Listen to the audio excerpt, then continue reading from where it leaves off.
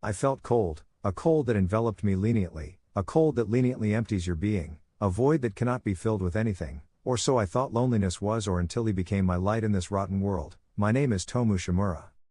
My life just went from bad to worse. Since my miserable quick woke up, all my happiness and life went down the drain. But do you know who is to blame?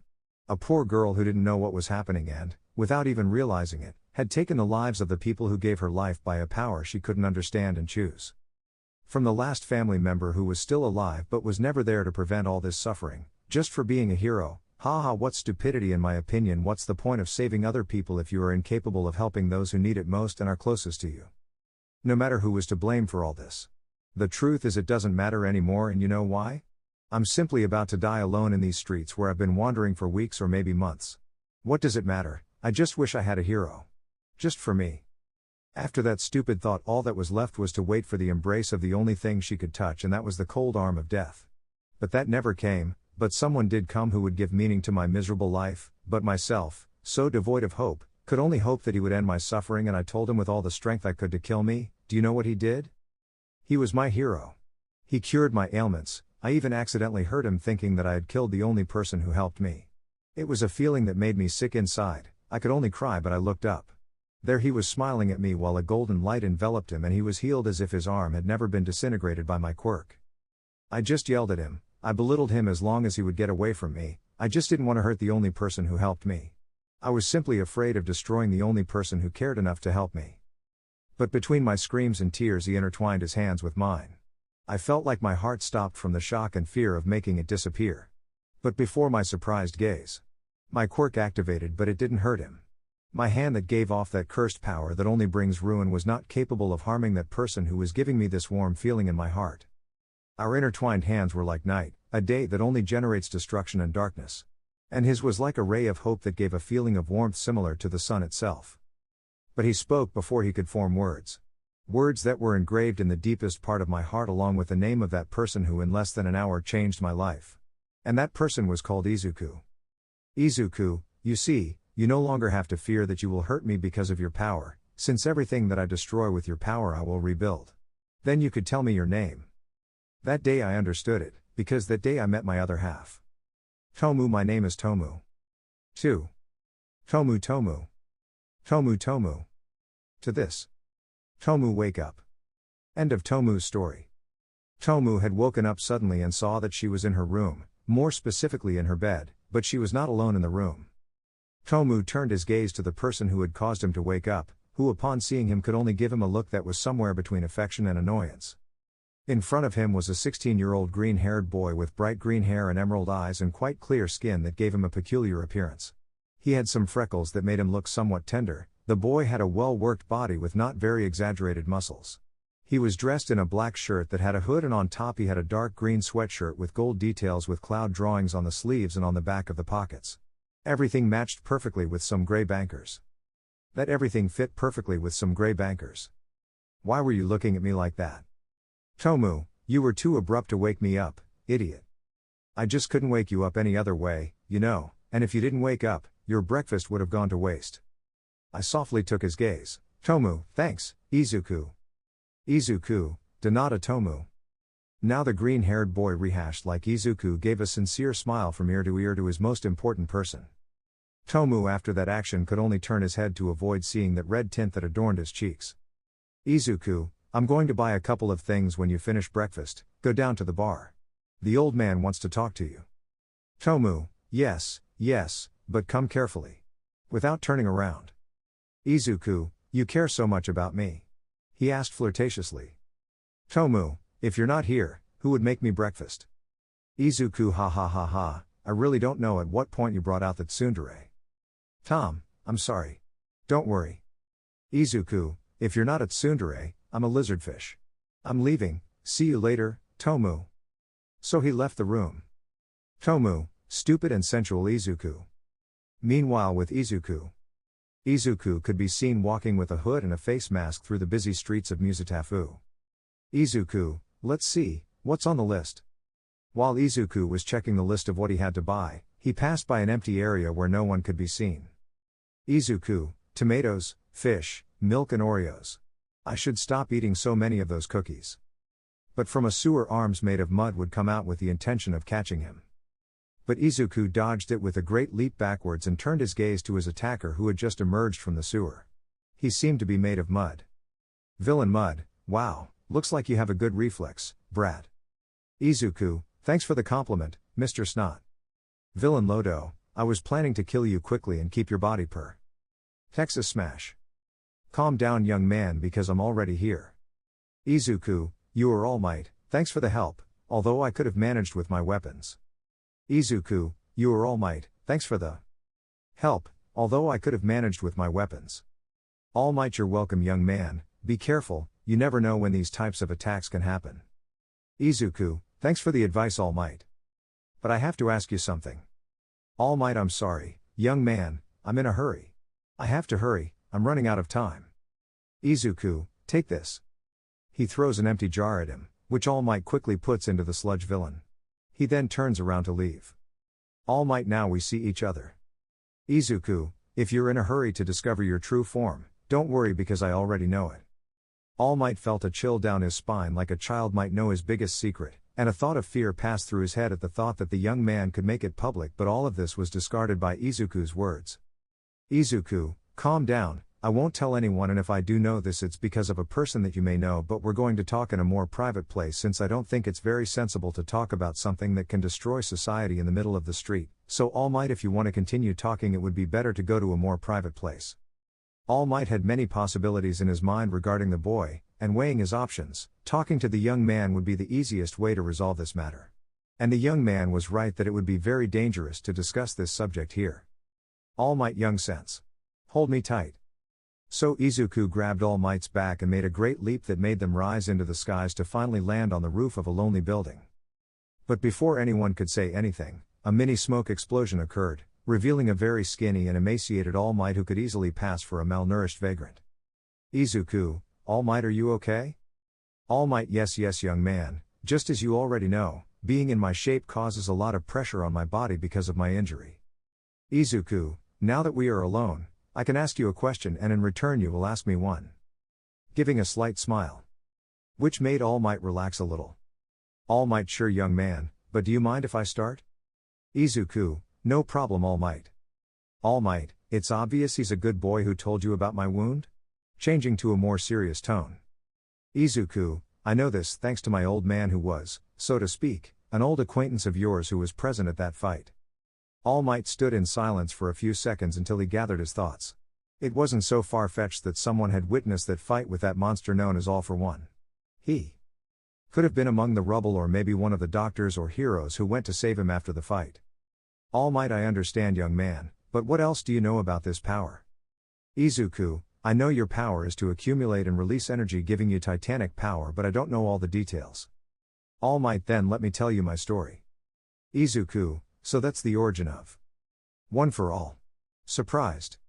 All Might I know this is a lot of information, young man. Izuku, call me Izuku and I'm sorry for getting lost in my thoughts but it was a lot of information at once. But now I can ask you a question and then I'll tell you my story. Since you told me yours. Izuku, can I be a hero if a quirk can give me power? All Might, that's a difficult question young Izuku since there are quirks that can give you greater defense, enhance offensive capabilities and even improve your technical abilities but if you don't have a quirk powerful enough to face an opponent who surpasses you in every aspect of power you will be lost, that's why I advise you that if your goal is to be a hero, look for another job. But Izuku had lowered his head. All Might, but having a quirk that is useless for combat may prevent you from being the people's hero, but it doesn't prevent you from being someone's hero, young Izuku. All Might so young Izuku you are someone's hero. Izuku, because of those words from the hero, received those words that were engraved in his heart and the image of the most special person in his heart. All he could think of in his mind was a certain movie star giving him a hug in a dark alley while saying those beautiful words. Thanks for being my hero Izuku. After that reflection Izuku changed his sad expression to a beautiful smile that would cure any evil in someone's heart or mind. At that moment Izuku took off his mask and hood. Izuku, yeah, you're right, I am his hero after all. All Might saw that confident smile and how the young man reacted to the situation, he could only give a small smile. All Might young Izuku, you really are someone admirable. Izuku, all might be late, but first I want you to do me a favor. All Might, what would it be? Izuku calmly approaches All Might and extends his hand, placing it in his hand. All Might, young Izuku, what do? He couldn't finish as he felt a great warmth over his body that made him feel at peace, as if all the weight and pain he carried on his shoulders had disappeared. And a great golden glow was enveloped throughout his body that was released from Izuku. Izuku, All Might, maybe I can't use my power to fight, nor can I use it to hold a building like you, but if with this power I can save more people, then I will. All Might looked shocked at the situation, but before he said anything, Izuku spoke. Izuku, so do me a favor and save the people I can't. Yes. All Might Hoven, Izuku. Before her eyes was a young man with the greatest ideals and sense of heroism she had ever seen, and a smile as fair as that of her late teacher. Izuku separated from All Might and the glow disappeared. Izuku, regeneration light, is what I call it. With this I can fight for 12 hours at a time. 3. All Might was in shock. That boy who denied being a hero was the one who saved him from his situation. In simple terms, the young man was All Might's hero in this situation. Izuku, All Might, be careful, things will get dangerous, I'm telling you this so you can be cautious. All Might, wait, young Izuku, I'm sorry All Might, but this is possibly our farewell for a long time, and thank you for opening my eyes. But it saddens me to know that the next time we see each other we will be enemies. Those words left hero number 1 dumbfounded. In his mind he could not understand the words of that young man with the greatest spirit of hero he had ever seen. All Might, what do you mean? Izuku, I'm someone's hero even if she's a villain. Those words left the scrawny man speechless, and when he realized what he had just done he could only clench his fists, without realizing he had sent a young man with such a good heart and spirit down a path guided by his own heart, a path that would lead to his possible ruin. While he was reflecting on his stupid actions and thinking of some way to fix the situation, a portal of dark mist was present behind Izuku. Izuku, it's time for me to go. All Might, take care of yourself. Heading into the mist. All Might, why are you the hero of a villain? Izuku, because she's my other half.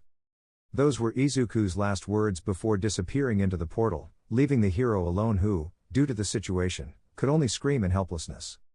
Nara, All Might.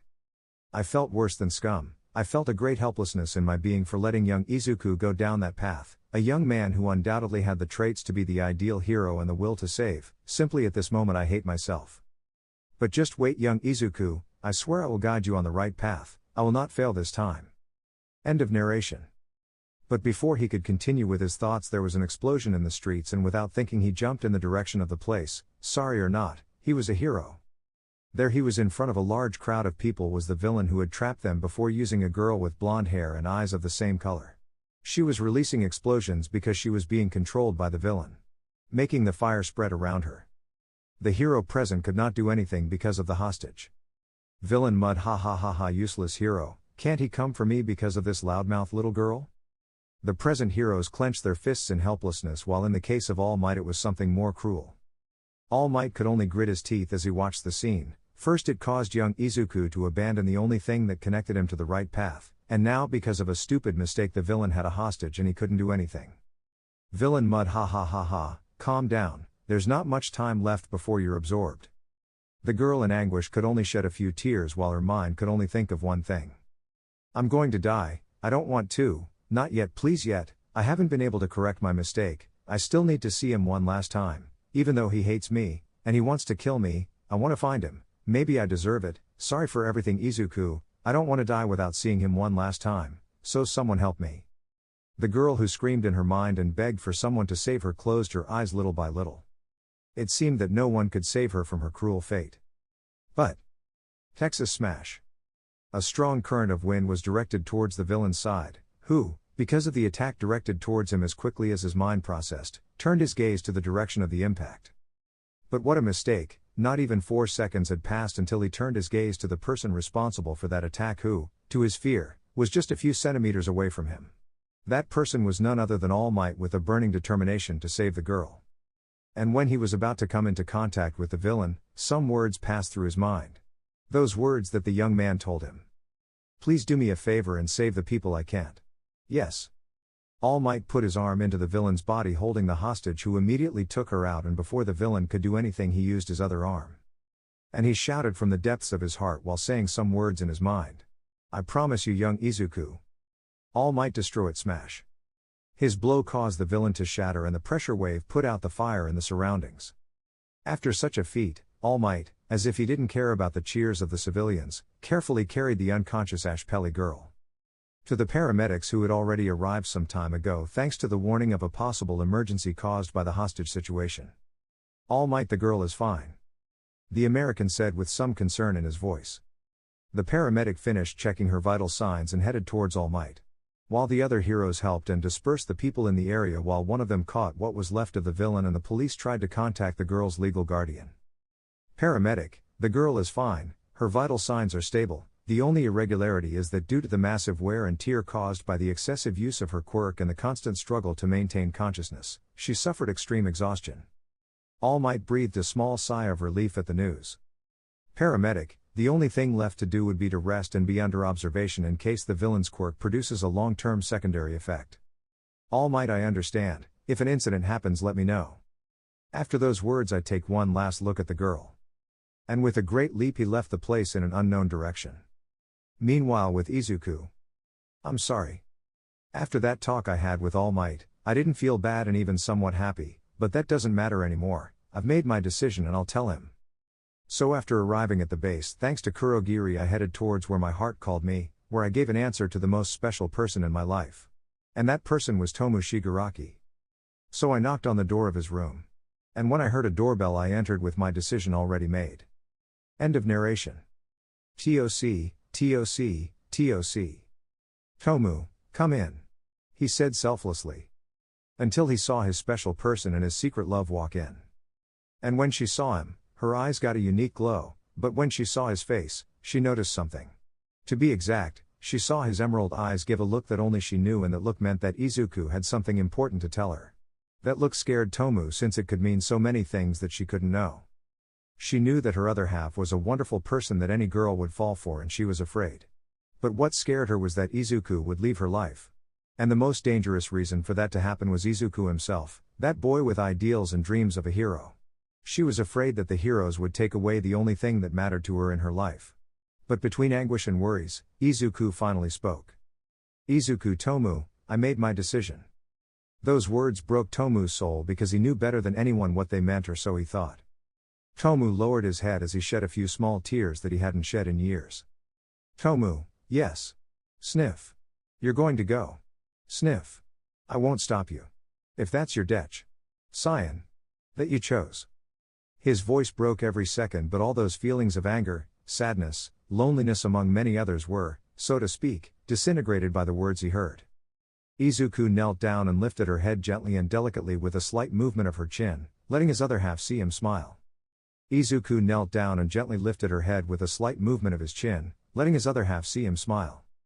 Izuku, I already chose, and I chose you, Tomu Shigaraki. I don't care who you were or who you will be for me. Tomu will always be my other half, and today I realized that I didn't need to be a hero because I already am one, villain or not. I am your stupid hero. Tomu felt as if those sweet and sincere words were a dream that she did not deserve. She knew that her dark heart did not deserve the display of love, but just this once all her darkness was overshadowed by the brilliant feeling that flowed from her. But she denied it. She didn't feel worthy of someone like him, so she screamed her fears, her insecurities. Tomu, how could you love a villain? You know I've committed hundreds of crimes when you weren't around, and you would still love me. Of course not. But so much fear and feelings simply disappeared at the contact of Izuku's lips with her forehead. And before Tomu could say anything about this dream scene, he spoke. Izuku, Tomu, love is not shouted, it is shown, and that is why I tell you that I don't care about anything other than that I love you, my cruel villain.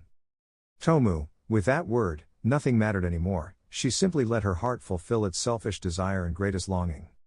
She simply jumped into the arms of her beloved green-haired boy with tears and a big smile that Izuku engraved in the deepest part of his heart. And she hugged him, her quirk and his shining between purple and gold. Between destruction and creation this love was born. One that no matter what would always remain, and both young people looking at each other, touched their faces and said those words that their hearts hid. Tomu, I love you, Izuku, my light in the midst of all this destruction. Izuku, I love you too, Tomu, my hope among all my despair. Intertwining their hands with each other, two halves finally united, connected their lips, in the purest and most desired gesture of love for both. They both shed tears in that act of love, because they were both happy to finally be complete. After all, no matter that this feeling was born and evolved in the darkness, they created their light demonstrating what their hearts longed for. I felt anguish and fear of dying without even seeing him one last time. Maybe I deserve this, but still I can't leave without knowing that he's okay, without knowing if he's happy. And all because of my stupidity. I'm so sorry, Izuku. But I didn't promise myself to be the best heroine just to find you. I swear as my name is Kasumi Bakugo. I am 16 years old and you may wonder why I think that and why I regret it so much. I am simply stupid for losing the person who was helping me for so long, and when I needed him the most I was not there. And in case you're wondering, why the hell would I think all this in a life or death situation? It's simply because it would be the only thing that keeps me conscious. I was best friends with Izuku Midoriya, a shy, kind boy with a very good heart. I never understood why someone like him hung out with someone like me, a bad-tempered brute with a superiority complex, but none of that mattered at that time. Izuku and I were always very close, we played heroes, we took care of each other. And everything was fine or until that day. I remember that damn day so clearly that I don't even know why. Maybe it's because a week before was the day my quirk appeared. It allows me to create explosions by generating nitroglycerin when I sweat. But that's the least of it, since that damn day all this shit started. That day Izuku came to school sad, so I asked him what was wrong and I tried to cheer him up, which after a while seemed to work by making him laugh with my jokes. Seeing him in a better mood, I preferred to change the subject, so I asked him if he knew anything about his quirk. And I screwed up because at the same moment he became depressed again.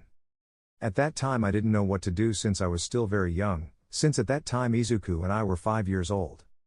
Then he told me that his quirk was told that it doesn't manifest itself because of an alteration and that maybe with a trigger he could release it. Even though I'm a proud and conceited, Izuku was my friend, so I supported him and told him that we would find the trigger for his quirk.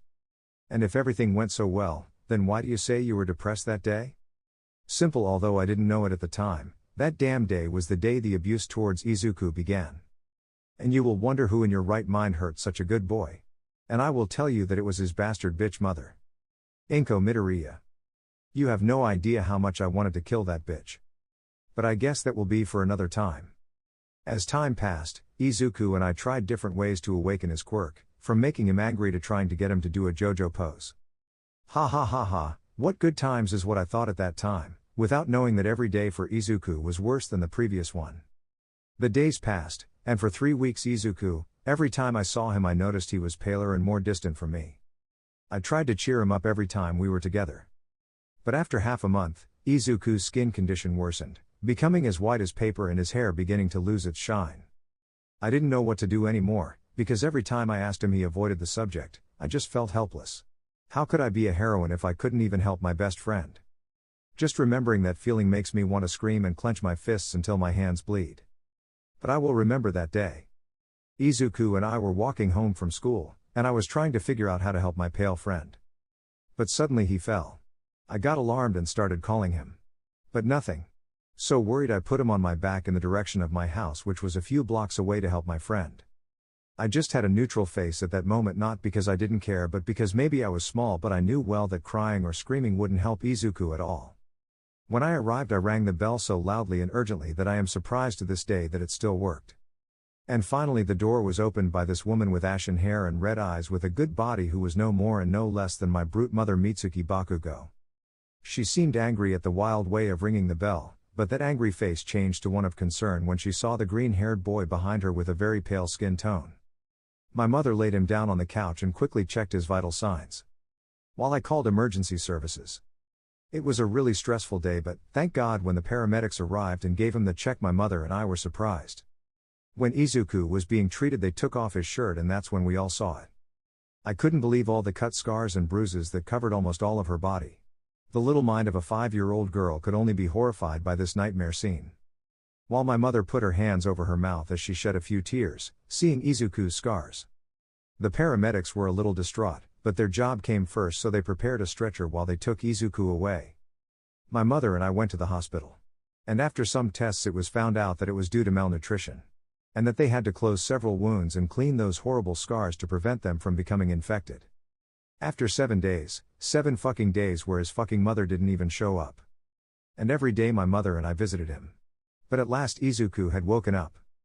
My mom and I hugged him out of happiness, and after a few minutes, My mother kicked me out of the room for half an hour, where she stayed talking to Izuku about a topic that she believed was for adults.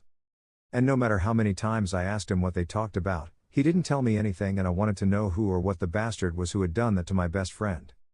When Izuku was finally discharged, he stayed to live with us, and as the days went by, Izuku got better and his skin color returned to a healthy color and his hair regained its shine. Every day that passed, he was happy as if all the horrible things that could have happened had never happened. My mother was very busy with calls and meetings during this time. But still, the time we played, laughed, and enjoyed each other's company. A year and a half had already passed. And we both became closer, and we were already 6 years old. But in my head there was a thought that I didn't understand. In my head I couldn't understand why all this time Inko hadn't shown up at any time to pick up Izuku. In my innocent head I couldn't know that that bitch didn't care about Izuku at all. But one day Mom called me and told me she was going to adopt Izuku. I was happy, but everything seemed too good to be true. The next day, some police officers with a warrant said they would take Izuku to his legal guardian. For some reason I felt a tightness in my heart. My mother was arguing with the police, but they told her that if they didn't take Izuku away they could report her for child kidnapping. But before my mother said anything, Izuku went down the stairs and said he was going with the police. My mother got upset, but he smiled at us and said, "Izuku, Kachan, Aunt Mitsuki, calm down, I just have to wait a few more days." I hugged him, hoping to see him again. Where, unknowingly, it would be the last time I would see him. End of Kasumi's narration.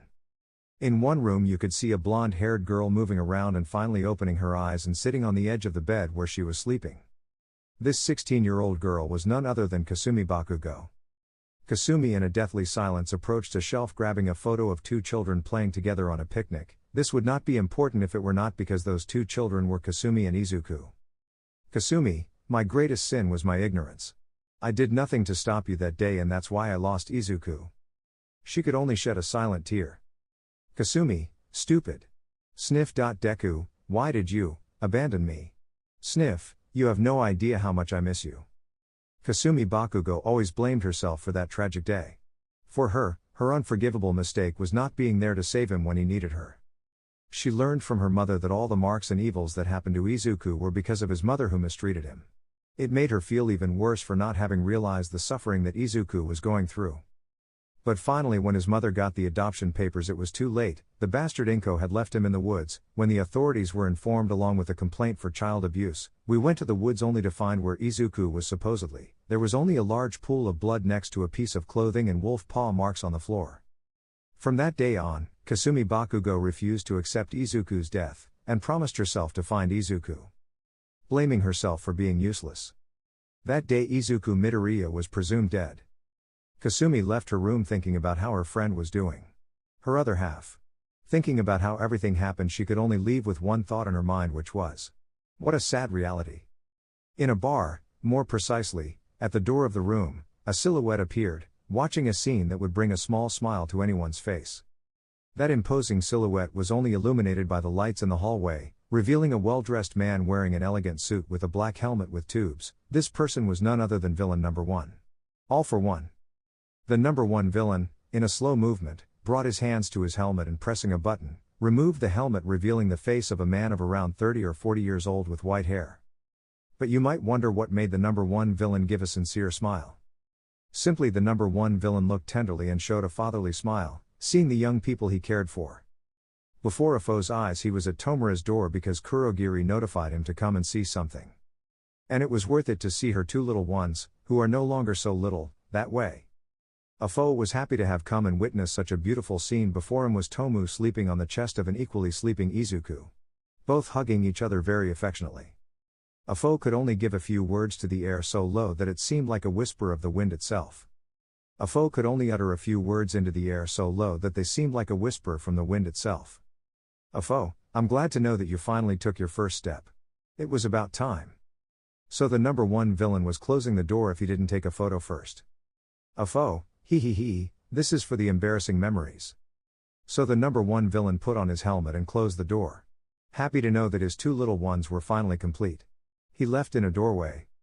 A few hours later in Tomu's room, we see a green-haired boy opening his eyes, seeing the position he was in with his other half. he couldn't help but give a sincere smile as he tried to separate himself from her a little, but at the same moment he tried, Tomu tightened his grip, hugging him tighter. Izuku, Tomu wakes up. Caressing his face gently and lovingly. Tomu, feeling the touch and weight of Izuku's hand, opened his eyes, seeing his beloved green-haired boy. Her red eyes clashed with the emerald ones of her beloved. And at that moment she couldn't help but blush slightly and smile sincerely on her face. Tom, good evening, Izuku. Izuku, I'm glad you slept well, my princess. Giving a loving and flirtatious smile. Tomu couldn't help but hide his face in Izuku's chest out of embarrassment. Tom, Izuku baka. Izuku, I get romantic and you get sucky. They both remained silent for a couple of seconds, which was broken by the laughter of the two. Tomu, I don't know how you always make me laugh with your stupid things. Izuku, because I am your idiot after all. Tomu, because yes, you are always like that. Pouting with a blush. Izuku, tsundere or I don't love you, Tomu. Besides, it's not too late for breakfast, so if you'll allow me to get up. Tomu continued hiding his face, but when Izuku was going to separate from the hug, Tomu didn't let go, and when he was going to say something, Tomu spoke.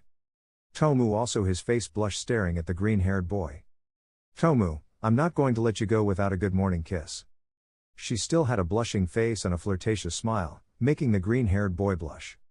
And Tomu moved from the hug to give a tender kiss to his green-haired boy who, upon feeling his lips against his, returned the kiss.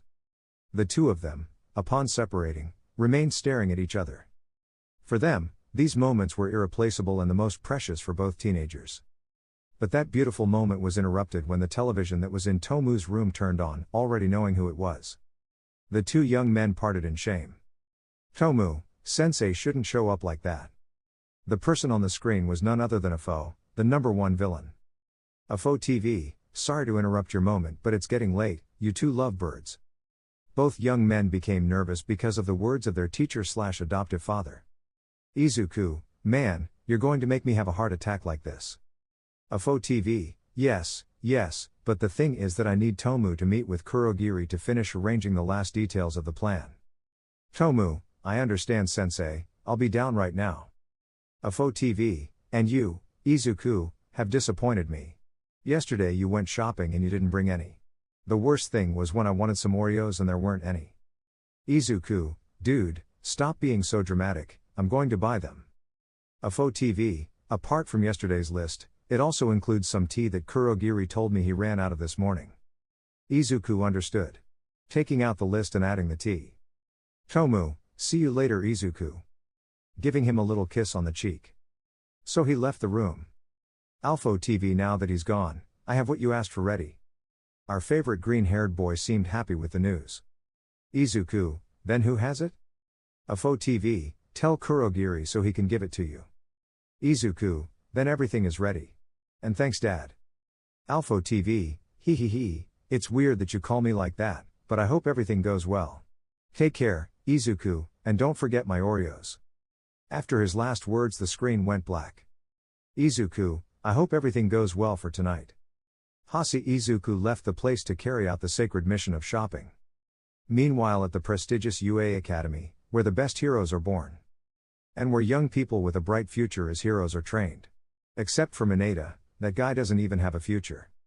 But the important thing is happening in an office where a conversation was taking place between the #1 hero, also known as the symbol of peace, All Might, who had his thin form while talking to a dog, mouse, bear.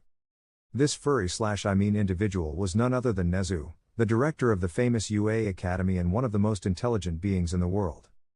Nezu seemed calm taking a cup of tea. Nezu, let's review the points.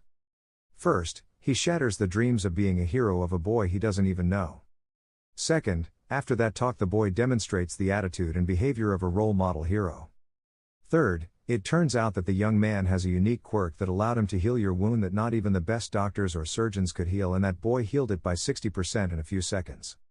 Fourth, it turns out that the boy has a family member or someone important to whom he is a villain, and when he tells them that he could not be a hero, he makes the decision to protect his loved one regardless of whether he is a villain. Nezu. All Might. Nezu after a second starts laughing in a disturbing way. All Might, calm down, Director Nezu. Nezu, that calms me down. You literally just sent an ideal hero aspirants to the villain's side. All Might, I really regret it. He said the peace symbol while clenching his fists. Nezu sighed to finally turn his gaze to All Might. Nezu, Toshinori, if all this ends well and that young man has nowhere to go, you will take responsibility, understand? All Might, I understand, and Nezu was my hero, saving me from my condition, and now it's my turn to be his hero. Nezu, Entido Toshinori. All Might, and reinforce security since young Izuku told me that we would see each other again next time as enemies, and I feel that it will be very soon. Nezu, thanks for the warning Toshinori. By the way, I think I have some clue about Izuku, or should I call him Izuku Midoriya? All Might opened his eyes at the director's words, and then the name of one of his students, Izumi Midoriya, came to mind. Nezu, I'm almost sure it's him after all, everything fits together now. All Might, how are you sure, director? Nezu, see for yourself. Leaving a folder on the table. Nezu, when you alerted me by phone from an anonymous young woman with a green horse and around the age of 15 or 16. It made me look for information before she came. And luckily for me, there aren't many people with those characteristics. All Might carefully opened the folder and began to read. Case N917. Name, Izuku Midoriya. Age, 6 years. Quirk, unknown. Padres, Hisashi Midoriya and Inko Midoriya. Report 1, from direct sources and reviews, the child suffered from child abuse including poor conditions, malnutrition, cuts and bruises all over his body, possible depression. The child went through all this because of the negligence of his mother. Inko Midoriya, but for now there is no evidence for Mrs. Inko Midoriya to be arrested. But according to the reports by Miss Mitsuki Bakugo, that since the child had fainted due to the effects of malnutrition, he was taken to the hospital, and when seeing that the legal guardian did not appear, Miss Mitsuki has taken care of the boy since then and has been sending reports every week on the boy's improvement, and surprisingly the boy has not shown any signs of disorder or irregular behavior in his life. Report 2, Miss Mitsuki has tried multiple times to adopt little Izuku. Finally the adoption request has been accepted, thanks to the support of Izuku's biological father, who lives abroad with his daughter. And in Hisashi's own words, that he was not informed of the situation. And that he will go to settle in the city next year, and that Miss Mitsuki has the permission for the adoption. It will be official in 3 days. Report 3, the child must be taken to his legal guardian, Inko Midoriya, otherwise Mitsuki Bakugo will be charged with child kidnapping. Report 4, the adoption was already official, so a group of agents along with Izuku's new guardian Mitsuki Bakugo. They go to Inko Midoriya's house and only find the woman but not the child. Finally Mrs. Inko was arrested and interrogated by the officer Naomasa Tsukuchi.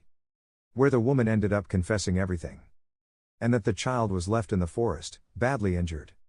Report 5, a search party of police and some civilians was sent where Mitsuki and his daughter participated among others. Torn clothes, a large amount of blood and several wolf footprints were found. And it was verified that the blood belonged to Izuku Midoriya, now known as Izuku Bakugo. Inko Midoriya was sentenced to life in prison on charges of murder, child abuse and neglect. Mitsuki Bakugo was awarded a large sum of money for the damages caused by the jury's ineffectiveness. And Izuku Bakugo was reported dead. When All Might finished reading, he felt disgusted just by thinking that in such a monster he would do that to a poor child, and the worst of all is that when the poor boy was finally able to be happy, everything went down the drain because of an ineffective judicial system. Nezu, a great pity. There are people worse than many villains who live day to day, but justice doesn't catch them, or when it does it's too late. All Might, really, it makes me angry to know everything that child went through. Nezu, but you know something. That boy had a hero who saved him from becoming a bad person. All Might also look at his gaze looking at director Nezu. Nezu, I'm sure that young Izuku survived awakening his quirk, but what kept him from going off track were 2 things. The Bakugo family and his admiration for a certain person. All Might seemed to want to say something, but his words were silenced and his eyes widened when he saw what Nezu showed him. Nezu had taken out an old photo of young Izuku. But what made his heart tremble was seeing a little green-haired boy standing in a pose of him. Standing in a costume of him. Nezu, even if you don't believe it, being the hero who saves everyone with a smile, you were part of that child not losing his. I sincerely believe that child admires you a lot, after all, you were his hero. All Might couldn't help but shed a tear when he saw the photo. And the scrawny hero stood up and took his muscular form and headed for the door. Nezu, you already know what you're going to do. All Might, yes, for the innocent, for the young Izuku. I will be his hero.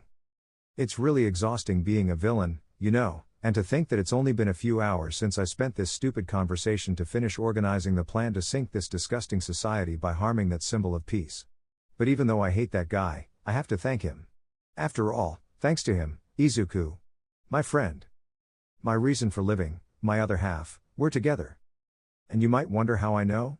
The answer is simple. Sensei told me everything that happened on that rooftop, although in a certain way it makes me a little angry to know that I took away Izuku's dream of being a hero, but certainly the happiness I feel right now is something that overshadows that small annoyance. I really don't understand how someone as good as him can love someone like me. But ironic, isn't it? A villain in love with a boy with aspirations to be a hero and with the means to achieve his goals. I always thought that there would come a time when Izuku and I would drift apart for our own goals. A good-hearted young man who wants to save this society with his good deeds.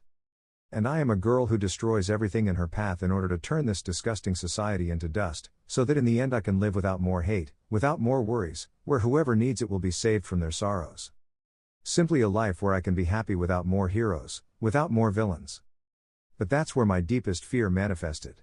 The regret that he and I would become enemies and that one day I would have to face him. It was an idea that made my heart break. But really that's like wondering how Sensei found out about Izuku's talk with All Might. Simply none of that mattered because at last he and I will be together. End of Tomu's story. AFO TV. Tomu wake up.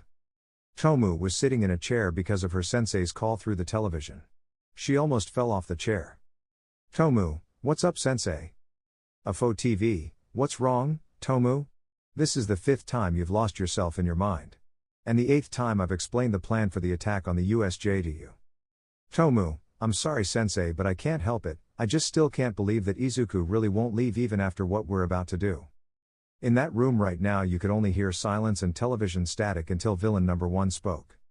AFO TV. Tomu, listen carefully to what I am about to tell you because I will not repeat it again and it is something of utmost importance.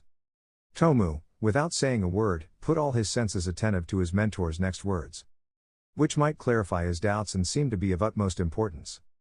AFO TV. Tomu, humans have not fought since the beginning of time, for food, for territory, for beliefs and for power. There are as many reasons why a conflict can occur as there are forms of grief. Tomu looked analytically at every word his sensei said as he continued. AFO TV, and when there is so much conflict there will always be a group that opposes any thought for any stupid reason, which is mostly because they think they are right. And that simple behavior has not changed no matter how many years pass. Human beings always think that there are two sides, whether you are good or bad, whether it is true or false, whether you deserve to live or not. AFO TV, and do you know what all those things have in common? Tomu, which teacher? He asked seriously. AFO TV, it's all relative things. And regardless of the means, people seek what they most desire. But that is the general rule. But there are exceptions in which two people with different mentalities and principles are united, and you know what my young student is. Tomu seemed to think about the possible answer and finally didn't know what to say. Tomu, sensei, I really don't know. AFO TV, how curious, after all you already have that answer. Tomu seemed confused by his mentor's statement, but before he could ask he continued. AFO TV, the reason for this exception is the thing capable of making the impossible possible, turning the darkest darkness into a ray of hope. And that is love. Tomu, at such words, couldn't help but blush slightly as he remembered his beloved green-haired other half. AFO TV, but these exceptions most of the time don't end well. Tomu felt cold and empty just having the idea disappear from his life. But with all the courage he could muster, his dark heart spoke and asked his sensei the reason. Tomu, why is that happening sensei? You could hear the fear and doubt in his voice. AFO TV, when society sees something dangerous or different, it discards it, and that is the reason why villains are born. But when something like this happens, it is neither a villain nor a hero, neither good nor bad. This disgusting society will separate it. Why, you ask? Tomu could notice that her sensei's voice was taking on a melancholic and bitter tone. She didn't even know if it was real or if it was just the sensation of hearing her teacher's voice through the monitor. AFO TV, for this society, the good and the bad cannot be mixed, without stopping to think that the villains are people, and even the most ruthless murderer would like to be hugged by a loved one. For others it is simply not acceptable, and they will do everything to take away what you love. Haha, and then they call us villains. Tomu couldn't help but clench his fists at the thought that because of this disgusting socialization there was a possibility of not being able to be with the person he loves. For something so stupid. but all that anger and rage disappeared because of his sensei's next words. "Afo TV, there are no good and bad people, there are only people with motives, but Tomu, I'm telling you this not as all for one, the number one villain, but as your sensei. If the day comes, leave this path of darkness and escape with Izuku, show this society that exceptions exist and that people can be happy regardless of their differences." Tomu seemed angry at her sensei's words, but at the same time something inside her told her that maybe he was right. "Tomu, I'm not weak, and I have no intention of hiding in the corner of the world, sensei." "Afo TV, Tomu, you get it all wrong. It's not about being weak or strong, it's about being happy.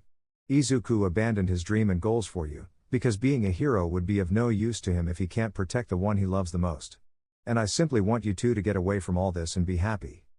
His master's words seemed to make Tomu's determination waver, but it was finally shattered by what was said next.